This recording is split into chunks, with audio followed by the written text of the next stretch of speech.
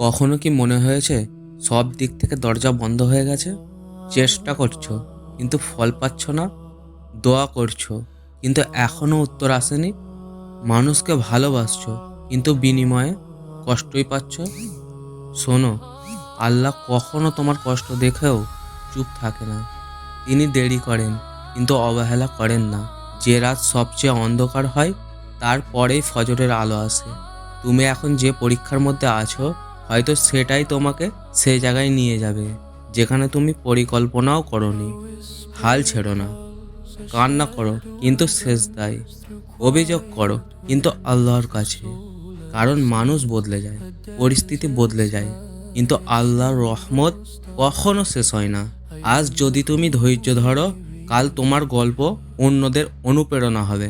মনে রেখো, যে ব্যক্তি আল্লাহকে ভয় পায় সে কখনো কিছু হারায় না। নিশ্চয় আল্লাহ ধৈর্যশীলদের সাথে আছেন।